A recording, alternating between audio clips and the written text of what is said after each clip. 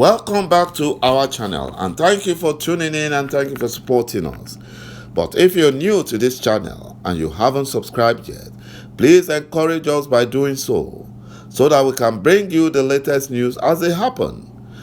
And together we can support our great leader, Mazi Nnamdi Kanu, IPOB, and Eastern Security Network to make our Biafran dream a reality and put the Fulani Janjaweed to shame. He said, Buhari has blasted the terrorist Fulani Minister of Justice, Abubakar Malami, and Biafran governors and leaders for deceiving him to kidnap an extraordinary rendition Mazi Nnamdi Kanu from Kenya to Nigeria. Buhari secretly lamented that singular mistake has destroyed his Fulani Nigerian government and their wicked and evil plans. Buhari cried that if he had listened to the former president, Olusegun Obasanjo, who advised that Mazi Nnamdi Kanu should never have been arrested or kidnapped, an extraordinary rendition to Nigeria to defend himself. And that would have stopped the Biafran restoration struggle. That was what Obasanjo advised. That Buhari should not have allowed Mazi Nnamdi Kanu enter Nigeria to defend himself. They should have used every means possible to prevent Mazi Nnamdi Kanu entering Nigeria. But because of Buhari's stubbornness, he put himself in trouble. He allowed the Fulani terrorist Minister of Justice and Biafran governors and leaders to deceive him. Because he said he learned his lesson when he tried to kidnap Umaru Dikko, the former Nigerian Minister of Transport during the regime of Alhaji Shehu Shagari. He said he learned a lot of mistakes and lessons during that period.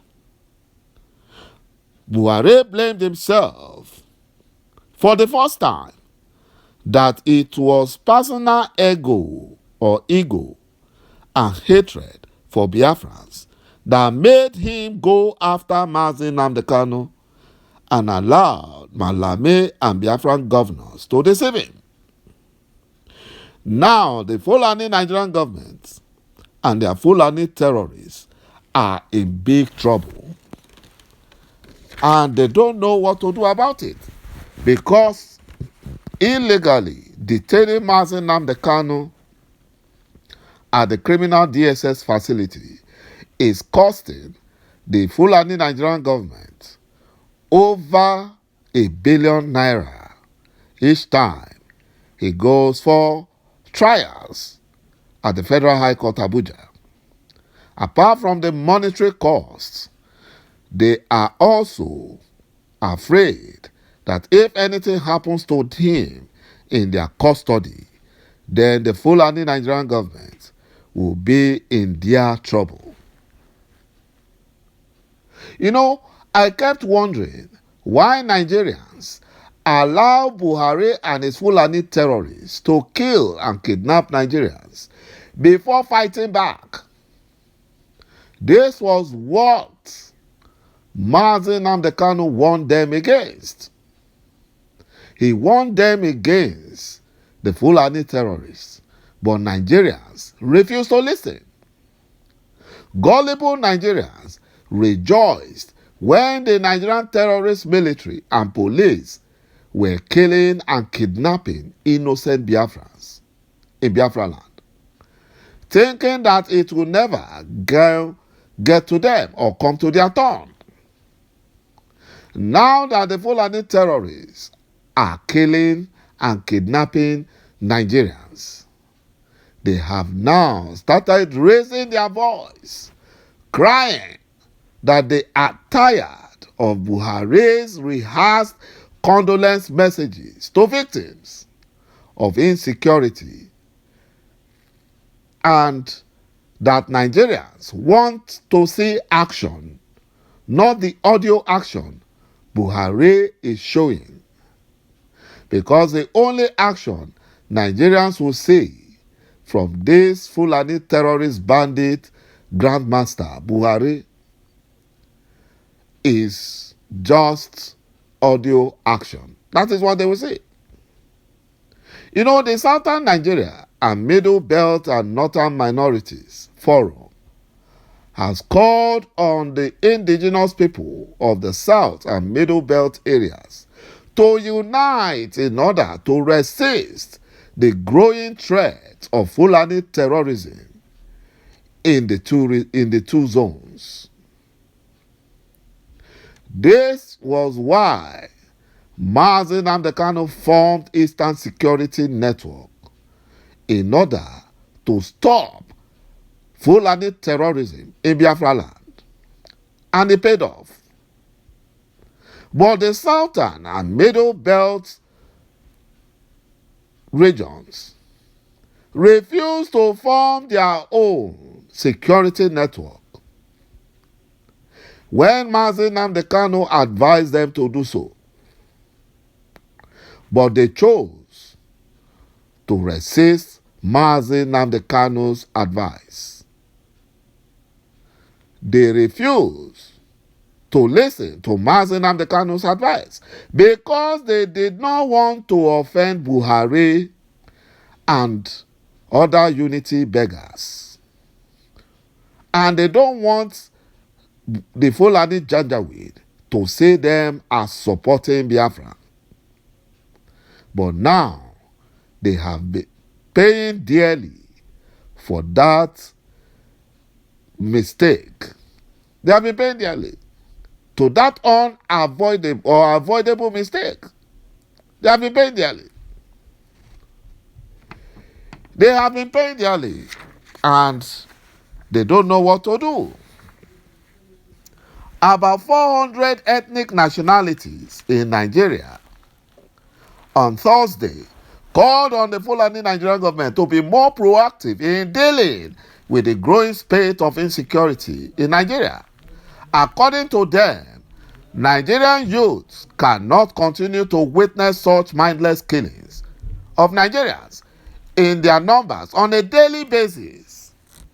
The nationalities under the aegis of Nigerian Ethnic Nationalities Youth Leader Council said they have taken notice of the level of insecurity in Nigeria, which had now reached a very alarming level. You know, they caused it. If they had supported Mazi Nnamdi Kanu and IPOB, this insecurity would not have reached the alarming level they said it has reached. Rather, there will be no insecurity because the Fulani foreign terrorists that were brought in from the Sahel would have been chased back to where they came from. In their own nations like Senegal, Mali, Guinea-Bissau, and Mauritania, Central African Republic, and other Sahel countries they came from, they are not causing trouble there. It is only in Nigeria that they are causing trouble.